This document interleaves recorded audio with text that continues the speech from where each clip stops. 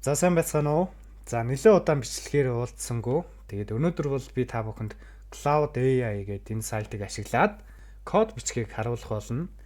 За энэ сайт дээр сүүлийн үед бол Opus 4.6 гэдэг модель бол шинээр нэмэгдэж орж ирсэн байгаа. За тэгээд энэ модель гарснаас хойш бол ер нь бол код бичих тал дээрээ бол бүр илүү тасархай хол тасраа явцсан. Тэгээд ер нь бол англи хэл мэдэхгүй, тэгээд IT-ийн одоо авсагч мэдэхгүй юм бол тэгээ IT-ийн талаар ямар ч ойлголт байхгүй, код бичих тал дээр ямар ч ойлголтгүй хүн бол одоо ер нь бол вебсайт хийхэд бол ямар ч асуудалгүй болсон. Бидний өнөөдрийн энэ үзэж байгаа энэ хэмэл оюуханы модельууд эднэр маань бол бүх зүйлийг бол одоо бидний өмнөөс хийн. Бид нар яг юу хийх юм бэ гэвэл чи зүгээр л надад зүгээр ийм вебсайт хийж өг гэдгээ тодорхой хэлээл болоо.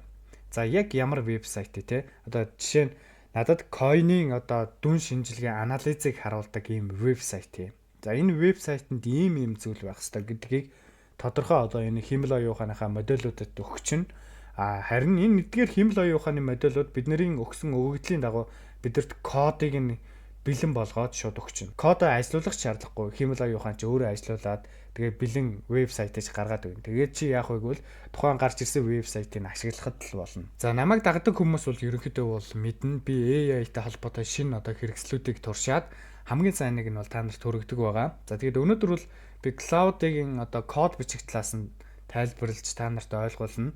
За Cloud бол угаасаа бусад хэмэл оюуханы модельүүдээс бол тасраад хол явцсан. За энэчнээс бол угаасаа харж болно. Энэ болохоор Elem Arena гэдэг сайтад одоо leaderboard хэсэг байгаа. Хэмэл оюухаанд төслүүдийг одоо тухайн салбар бүрт нь одоо ингэж харьцуулсан одоо ранкаар нь жагсаадаг ийм сайт. Тэгээд энэ дээрээс харах юм бол одоо код бичих тал дээр бол одоо Cloud-ийн Opus 4.6, за тексттэй харьцах, одоо документтай харьцах. За энд бас search хэсэг дээр хүртэл одоо Google-ийн Gemini, одоо ChatGPT хүртэл хол хаягдсан байгаа. Тэгэхээр одоо энэ Cloud гэдэг модель бол одоо ChatGPT-гээс илүү хайлтын өргөн сар хүрээтэй, ChatGPT-гээс илүү одоо код бичих тал дээрээ сайн, ChatGPT-гээс илүү одоо текст дээр харьцах чадвар нь илүү гэдгийг нь бол одоо эндээс бас ингээ харчиж болно. За тэгээ код бичих тал дээр бол хоёр дэх юм бол одоо ChatGPT бол орж ирж байна. Би бас ChatGPT-г бол нэлээд хугацаанд ашигласан. Одоо 1 сарын 11-ээс хойш одоо ChatGPT-г ашиглаад өөрийн гэсэн вебсайт, одоо сургалтын үйл ажиллагаа явуулах вебсайтыг бол хөгжүүлж байгаа. За 3 дахь юм бол одоо Gemini 3.1 гэдэг Pro гэдэг модель бол код бичих тал дээр одоо Cloud болон ChatGPT хоёрын араас бол орсон байгааг харж байна. Тэгээд би яг ChatGPT дээр өөрөө өмнө код бичиж байсан учраас та бүхэндээ бас яаж бичвэл зүгээр талаар өнөөдрийнхэн бичлэгэн дээр оруулна. Тэгээд бас Cloud-ыг ашиглаад бас код бичиж байгаа кодоо үргэлжлүүлээд засвар оруулж үзүүлээ. Бас одоо өөрийн одоо хийж байгаа вебсайт дээр баг зэрэг өөрчлөлтүүдийг хий. Тэгээд та нар ч гэсэн цаашид яг Cloud-ыг яг ямар талаас нь ашиглаад кодо бичээд явах юм бол та нарт хамаагүй илүү цаг хугацааг чинь хэмнэх талаас нь би яг өнөөдрийнхэн бичлэгээр одоо тайлбарлаж оруулах болно. За өнөөдрийн бидний ашиглах гэж байгаа Cloud болохоор Anthropic гэдэг одоо Америкийн компанийн бүтээсэн хэмэл оюуханд туслах байгаа. Тэгээ бид нэр одоо ChatGPT-г мэдэн те ерөнхийдөө бол ChatGPT-тэй адилхан төрлийн AI гэж ойлгож болно. Гэхдээ одоо ChatGPT-г бодвол одоо бас хэд хэдэн зүйл дээр та бүхэн түрүү илүү байсан гэн бол харсан. Ранкаар бол дээр нь байсан. Та бүхэн энийг ашиглахын тулд бол одоо мэдээж cloud.ai гэдэг энэ вебсайт руу орж ирээд ашиглана. За тэгээд энэ дээр болохоор та хэд маань үнэгүй үйлбэрийг нь бас ашиглаад явах бүрэн боломжтой. Үнэгүй дээр болохоор Sonnet 4.6 гэдэг модель нь бол ажиллана. Үнэгүй дээрээ бас та маш олон зүйлийг хийж болно. Кодоо бичиж засуулсан ч болно. Үнэгүй дээр бол ямар ч асуудалгүй. Төлбөртөө сарын та бүхэн сарын $20-ыг нь төлөөд авах юм бол энэ хамгийн сүүлд гарсан Opus 4.6 гэдэг модельийг нь бол ашиглаж болно. Хэмэл оюухаан талаасаа 4.6 гэдэг модель нь бол хамгийн одоо яг өнөө цагийн хамгийн сайн одоо модель болчиход байна. Тэр та хэд маань энэ хамгийн сайныг нь ашиглах гэх юм бол мэдээж сард $20 төлөөд ашиглах бүрэн боломжтой. Гэхдээ ер нь бол бас үнгүүг нь ашиглаж болно. Үнгүү нь яг Opus-ыг арай гүч гэсэн бас бусад модель одоо бусад өрсөлдөж байгаа загвар моделлуудаас бол хамаагүй илүү байгаа. Тэгэхээр та хэд маань бас Cloud-ыг бол ашиглаад үзээрэй. За тэгээд одоо хэдүүлээ Cloud-ыг ашиглаад кодн дээрээ ажиллая. Одоо хийж байгаа зүйлээ үргэлжлүүлээд би та бүхэнд одоо яг яаж хийх талаар заагаад өгье. За Cloud-ыг ашиглаад хоёр төрлөөр код бичиж болно. За шууд одоо cloud.ai гэдэг энэ сайт руу орж ирээд одоо энэ чат хэсэгт нь тодорхой одоо хийх гэж байгаа вебсайтын талаар ойлголтоо одоо тайлбарлаж өгөөд одоо кодоо шууд энэ дээр нь бичүүлж болно. Хоёр дахь юм бол шууд VS Code дээрээ Cloud Code-ыг оруулаад ирж болно. За VS Code гэдэг нь юу вэ гэвэл энэ маань одоо бидний одоо нөгөө кодо бичдэг аппликейшн байгаа. За энэ дээр бид нэр кодо бичиж одоо вебсайт маань бүтдэг. Тэгэхээр одоо код бичих шаардлагатай хүмүүс бол хамгийн түрүүнд одоо VS Code-ыг бол суулгах байх. За би бол энийг суулгацсан байгаа. Та суулгахыг хүсвэл VS Code.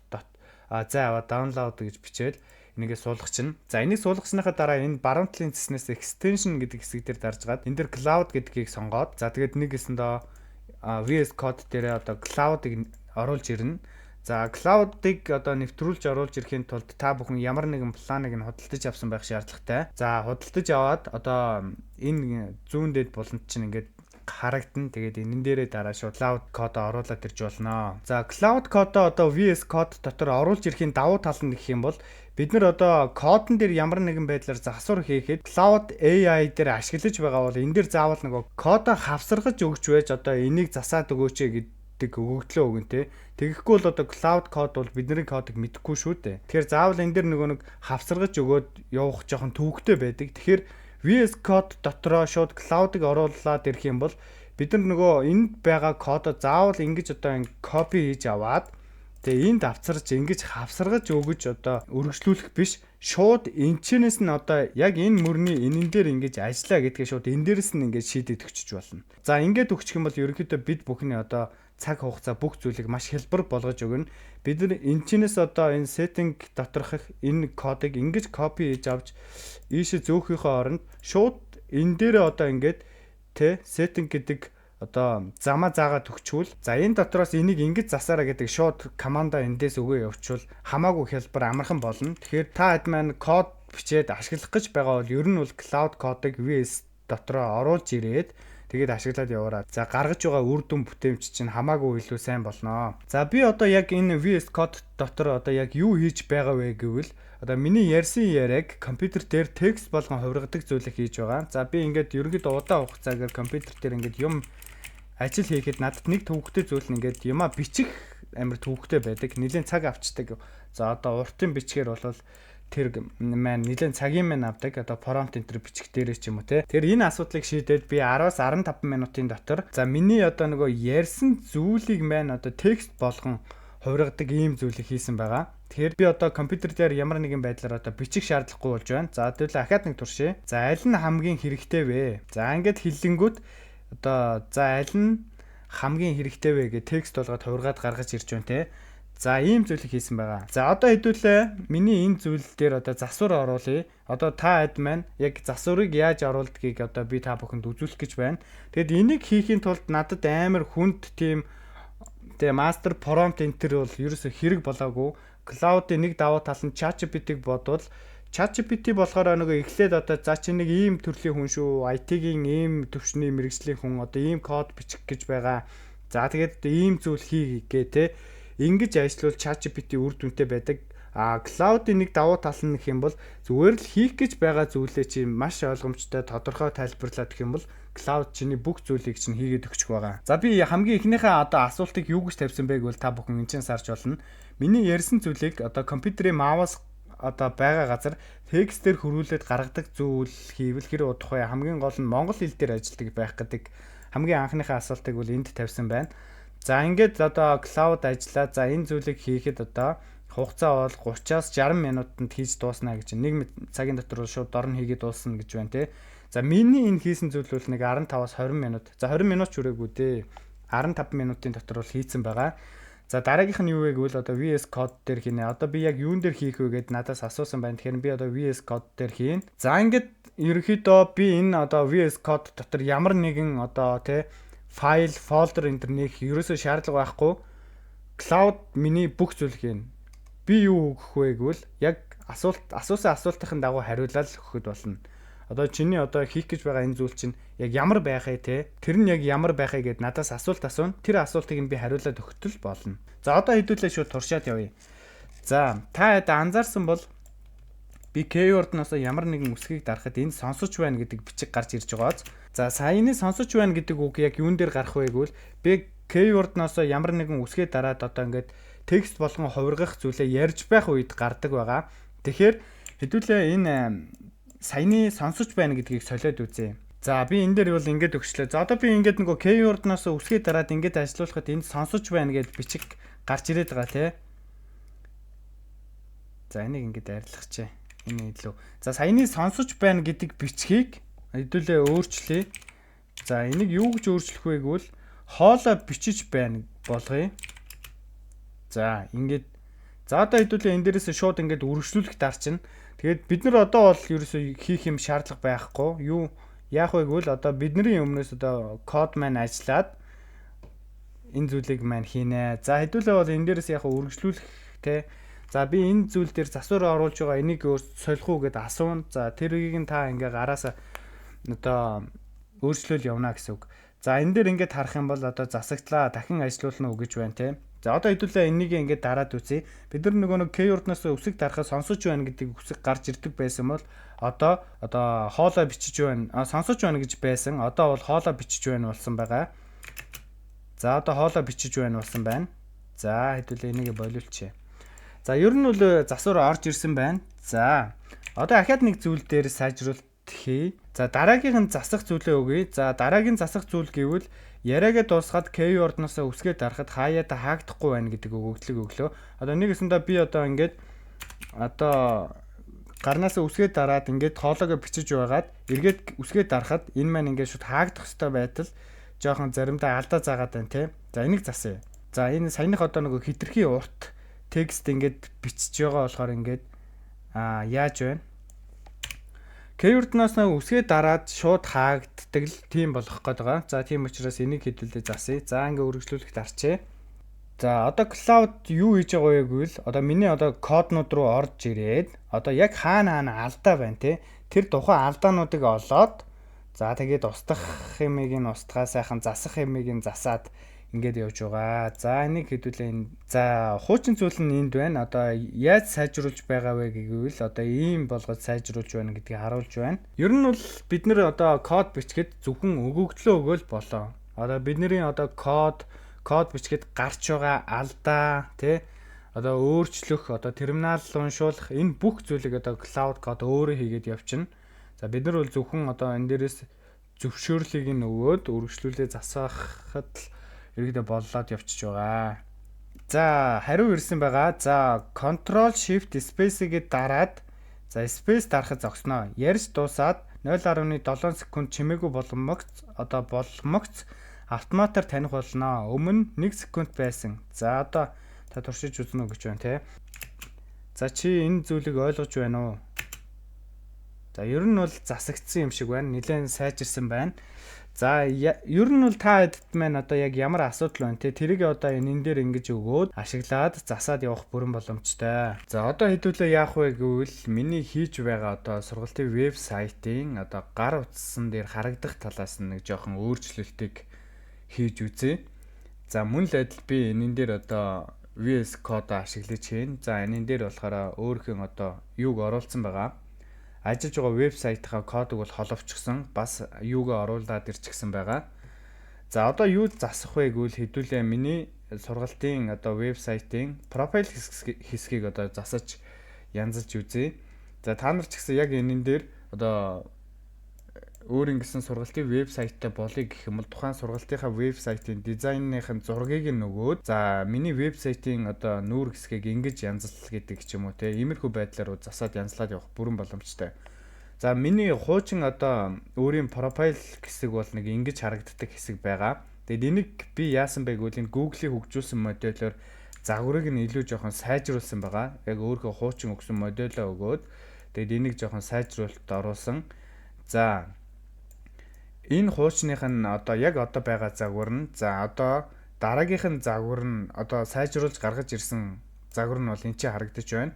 За энэ загварынхаа зургийг бид нэр яах вэ гэвэл юундээ өгөөд VS Code дотроо зургаар оруулж өгөөд за зөвхөн гар утсан дээр харагдах талаас нь профайлыг ингэж засаж янзал. За тэгээд одоо байгаа функцүүдийг нэвдэхгүй байх. За ингээд тэгээд одоо байгаа функцүүдийг нэвдэхгүй байх. Зөвхөн дизайн талаас нь засал сайжруул. За энийг ингээд өгчээ. Сайжруул гээд. За ингээд үргэлжлүүлэх дарчнаа. За тэгэхээр одоо яах вэ гэвэл cloud code миний одоо энэ вебсайтын код руу шууд өөрөө явж ороод яг зөвхөн одоо утсан дээр харагдах талаас нь сайжруулж өгнө. Миний prompt бол зөвхөн гар утсан дээр харагдах талаас нь профайлыг ингэж засаж янзал гэдэг өгөгдлөг өгсөн байгаа. За одоо байгаа миний профайл хэсэг бол ийм байгаа. Энчээ байна те. За хуучных нь яг одоогийн загвар нь бол энэ байгаа. За одоо хэдүүлээ хэсэг хугацааны дараа одоо ийм үр дүн рүү шилжсэн байна уугүйг нь хамт үзье. За ерөнхийдөө бол засвар ороод дууссан гэж байна. За хэдүүлээ харъя. За ийм болжээ. За бидний нөгөө өмнөх загвар нь бол ийм загвар байсан. Дараагийнх нь болохоор ийм болгоно гэсэн. Эднэр нь за энэ моделийг ингээд жижигхэн болгоод ингээд харах юм бол за нэг иймэрхүү болж ирнэ.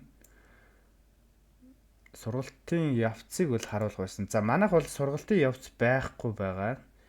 Ерөнхийдөө хэдэн үеийн үзэлттэй гэдгийг нь бол харуулах боломжгүй учраас энэ нь болохоор өөрчлөгдөж орж ирсэн байна. За энд бол энэ гарах гэдэг товч нь бол ерөөсөө хэрэггүй юм байна. Тэгэхээр гарах гэдэг товчийг арилгуулъя. За энэ скриншот өгч.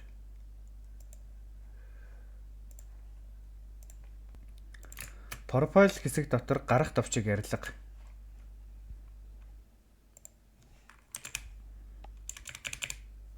За дотор байгаа гэж юм уу? Дотор байгаа гарах товчийг арилга. За ер нь бол энэ гарах товч бол ерөөсөө хэрэггүй. Тийм учраас энийг бол арилгахчээ. За гарах товчийг угаасаа энэ меню хэсэг дээр нь шийдээд өгсөн учраас энэний хэрэг бол ерөөсөө байхгүй. Тийм учраас энийг арилгахчээ. За тэгээд дараагийн нэг сайжруулах зүйл нь бол миний сургалтууд дотроос яг хэдэн сургалт нээлттэй байгаа бодит түүхийг нь авч засдаг болгоё. За энэ засах дээр нь дараад энэ дээр нэрээ өөрчилж болж байна уу?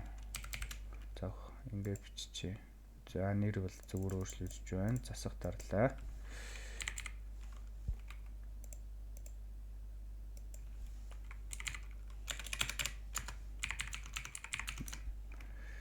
За ингээд хадгалж